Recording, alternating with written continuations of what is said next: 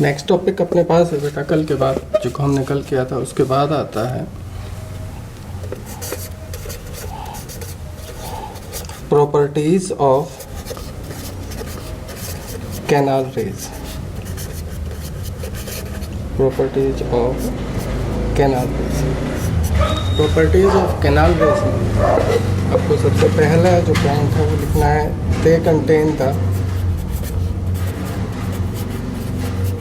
they contain positively charged particles.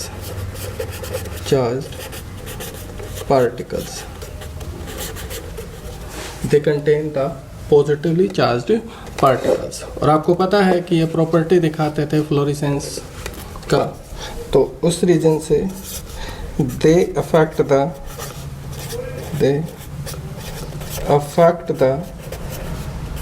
photographic plate.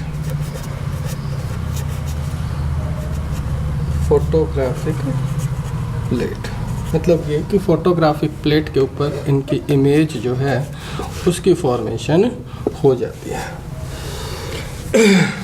एक अपने पास होता है थर्ड पॉइंट, पेनिट्रेशन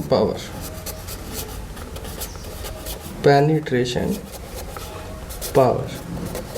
जब कोई किसी के अंदर से पास आउट हो जाता है तो उसको बोला जाता है penetration power. Canal raise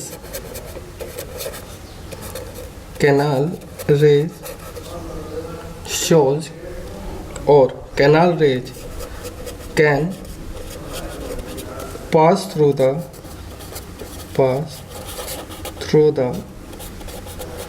thin metal foil.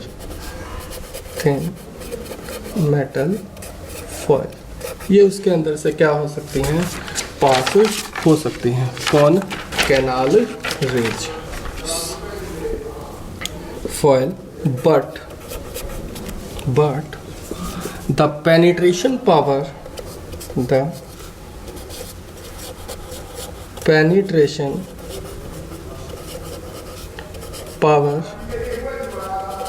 of canal rays is less than the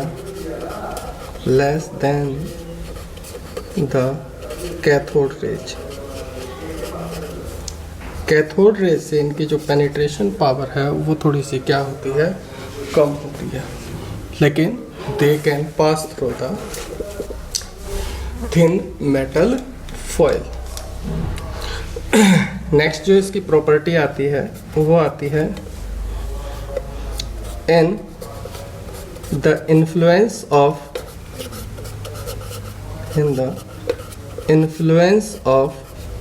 magnetic field and electric field. In the influence of magnetic field and electric field, they are deflected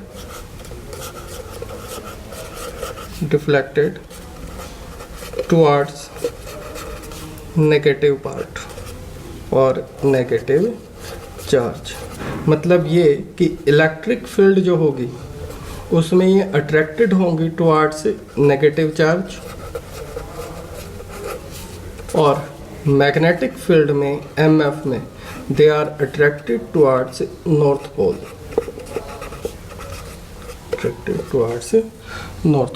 किसकी तरफ जाएंगे? North pole की तरफ ये deflected होंगे। दूसरा होता है canal raise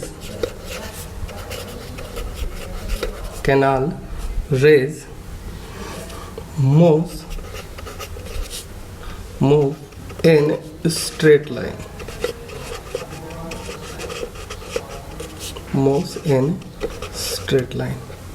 But the velocity of canal rays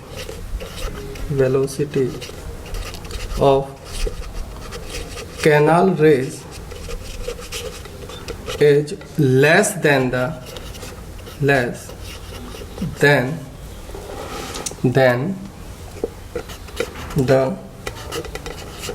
velocity of cathode rays. जो इनकी वेलोसिटी होती है वो कैथोड रेज से क्या होती है, is less than the velocity of cathode raise. इसका कारण क्या होता है बेटा, बिकॉज ऑफ हाई एम का मतलब है मास। कैथोड रेज का मास जो है वो कम होता है as compare to canal rays, इसलिए कैनाल रेज की वेलोसिटी क्या होती है बेटा, थोड़ा सा लेस होती है as compare to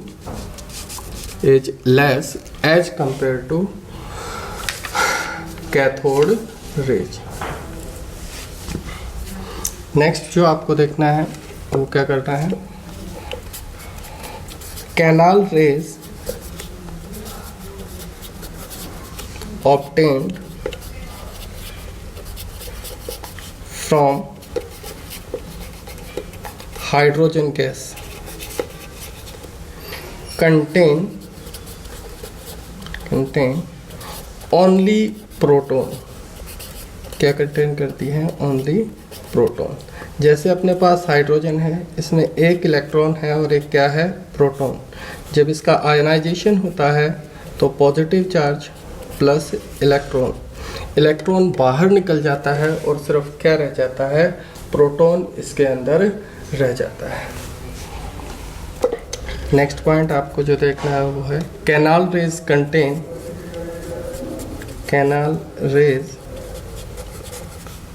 contain cations. क्या कंटेन करते हैं, cation. And the cation may have more than one positive charge। मतलब क्या है, जैसे हीलियम है, हीलियम का हमने इलेक्ट्रॉन निकाला तो He पॉजिटिव प्लस क्या आ गया, इलेक्ट्रॉन। अब इसका दूसरा इलेक्ट्रॉन भी निकल सकता है He पॉजिटिव और कन्वर्ट हो सकता है He2 पॉजिटिव प्लस इलेक्ट्रॉन। अगर हीलियम 2 पॉजिटिव का कैनाल रेस बनेगा तो उसके ऊपर जो पॉजिटिव चार्ज होगा वो कितना होगा, 2 होगा। इसका रीजन ये है कि more than 1 electron can be removed और knocked out from a species. Next आपको प्रॉपर्टी लिखना है, canal rays can cause ionization of gases, ये गैसेस का जो है वो आयोनाइजेशन कर सकती है। दूसरा देखिए, अपने पास एक E/M रेशियो है, E/M रेशियो। अब कैनाल रेज का मैंने बताया था कि मास ज़्यादा होता है, इसलिए E/M ratio of canal rays is low as compare to cathode rays due to high या ग्रेटर M, जो इनका मास है वो क्या है बेटा, ज़्यादा है। समझे चीज को? तो इस तरह से आप क्या कर सकते हो, ये चल सकता है। दूसरा, अब चार्ज का डिटर्मिनेशन करना है। Determination of charge.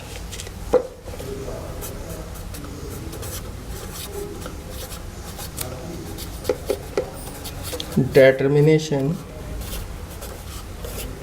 of charge on cathode rays।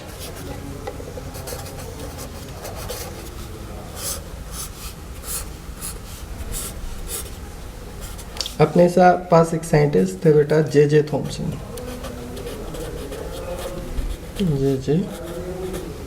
Thompson, charge by mass ratio of cathode rays. अपने पास एक साइंटिस्ट थे, वो थे जे थॉम्सन ने क्या किया, एक एक्सपेरिमेंट किया to determine the charge and mass ratio on cathode rays. ये आपका कौन हो गया, कैथोड मान लीजिए। ये आपके पास क्या है, एनोड। और एनोड जो है वो क्या है, परफोरेटेड, मतलब इसके अंदर एक होल है। इधर उसने क्या लगाया, एक स्क्रीन लगाया जिसको हम बोलते हैं फ्लोरोसेंट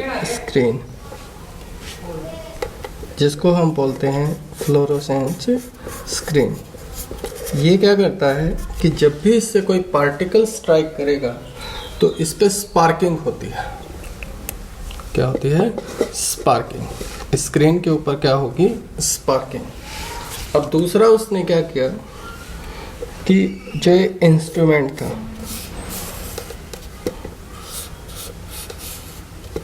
इसके ऊपर उसने अप्लाई किया मैग्नेटिक फील्ड। ये आपके पास है मैग्नेटिक फील्ड, एमएफ। और मैग्नेटिक फील्ड के परपेंडिकुलर, अब ऐसे तो मैं दिखा नहीं सकता, इसलिए परपेंडिकुलर इसको इसी पेज पे ऐसे ही दिखा देता हूँ। ये आपका है साउथ पोल, ये आपका नॉर्थ पोल, और अप्लाई किया क्या, इलेक्ट्रिक फील्ड। क्या अप्लाई कर दिया, इलेक्ट्रिक फील्ड। यहाँ पे इसके उसने रखा नेगेटिव चार्ज, यहाँ पे क्या रखा, positive charge. Electric and magnetic field are perpendicular to each other. किस तरह से रखे हैं उसने, एक दूसरे के क्या रखे थे, परपेंडिकुलर। पहला कंडीशन, व्हेन, पहला condition, in the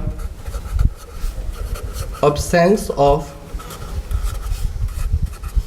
EF and MF। Electric और मैग्नेटिक फील्ड क्या है, absent है, मतलब ये कि उसको अप्लाई नहीं किया है। तो जब सोर्स से कैथोड रेज आई तो वो इस होल से पास होते हुए कहाँ चली गई, सीधे स्ट्राइक की जिंक सल्फाइड की स्क्रीन पे at point A, at point B कर देते हैं इसको, एट पॉइंट बी। अब दूसरा कंडीशन में क्या किया कि उसने सिर्फ अप्लाई किया मैग्नेटिक फील्ड, और मैग्नेटिक फील्ड अप्लाई किया तो आपको पता है कि कैथोड रेज के ऊपर चार्ज कौन सा था, नेगेटिव। तो in the presence of magnetic field they strike at point A. किस पे आई, एट पॉइंट ए। और थर्ड उसने क्या किया कि अब उसने सिर्फ इलेक्ट्रिक फील्ड अप्लाई किया तो ये स्ट्राइक की एट पॉइंट सी। किसके ऊपर स्ट्राइक कर गया, एट पॉइंट सी। तो दूसरा कंडीशन क्या था, in magnetic field they strike at point, magnetic field they point A. किसके ऊपर स्ट्राइक किया, at point A. Third condition, in electric field they strike at point C. किसके ऊपर स्ट्राइक कर गई, एट पॉइंट सी। फिर उसने क्या किया बेटा, इलेक्ट्रिक और मैग्नेटिक फील्ड को कुछ ऐसा एडजस्टमेंट किया, मतलब ये कि उनका मैग्नीट्यूड सेम कर दिया, और इस तरह से इलेक्ट्रिक और मैग्नेटिक फील्ड को अप्लाई किया कि इन the presence of electric and magnetic field ये जो रे है ये स्ट्राइक करे एट पॉइंट बी। किसके ऊपर स्ट्राइक करे, एट पॉइंट बी। और जब ये एट पॉइंट बी के ऊपर जब ये क्या हुआ, स्ट्राइक किया, तो उसने वहाँ से आपको निकाल के दिया E/m रेशो उस ऑब्जर्वेशन से। Above observation J.J. थॉमसन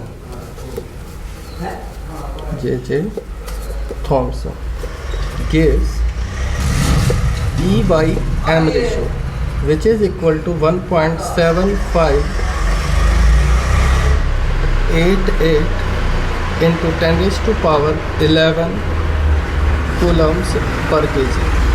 ये उसने हमें E/m रेशो लेके दिया और इसके साथ हमें क्या दिया, कुछ ऑब्जर्वेशंस दी। और वो ऑब्जर्वेशन क्या थी, पहला था E/m ratio of electron remain constant.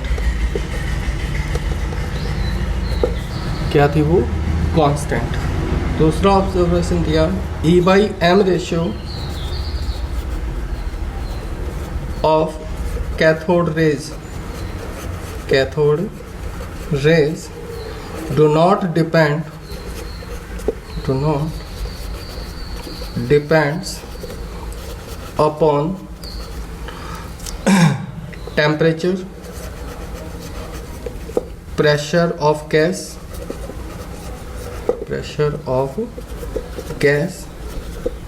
nature of gas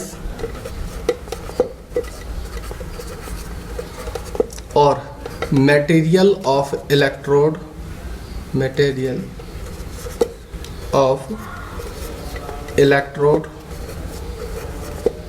and discharge tube।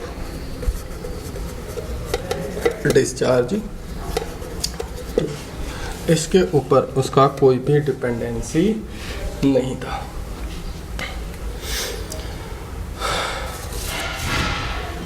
चलिए बेटा, ये था J.J। अब अपने पास आता है determination of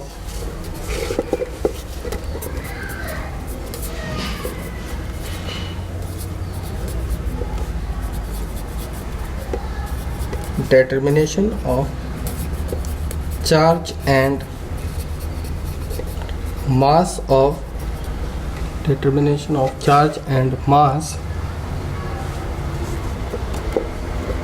of cathode rays और इलेक्ट्रॉन। हमारे पास साइंटिस्ट थे बेटा R.A. मिलिकन। उसने क्या किया था, ऑयल ड्रॉप एक्सपेरिमेंट। और ऑयल ड्रॉप एक्सपेरिमेंट से उसने निकाला था चार्ज ऑन कैथोड रेज और इलेक्ट्रॉन। वो इक्वल आया था बेटा -1.6 इंटू 10⁻⁻19 कूलम।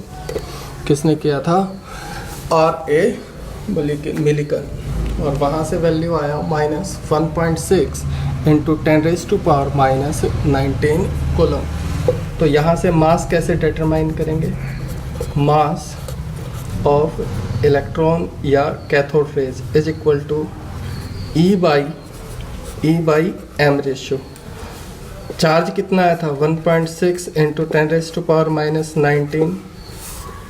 E/m रेशियो कितना था, 1.75 into 10⁻11 which is equal to 9.108 into 10⁻31 kg। ये अपने पास आ गया था क्या, मास ऑफ इलेक्ट्रॉन। तो यहाँ से ऊपर वाली ऑब्जर्वेशन से क्या आया, charge on electron is equal to 1.6 into 10⁻⁻19 coulomb. Mass of electron 9.1 into 10⁻31 kg। E/m ratio of electron is 1.75 into 10⁻11 coulombs per kg। ये अपने पास जो है वो बेटा ऑब्जर्वेशन आई है। और इसके बाद उसने किया था the charge on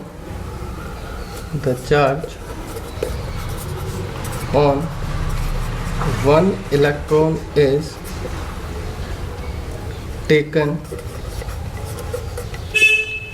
as unit negative charge. तो बेटा बाकी का करेंगे कल।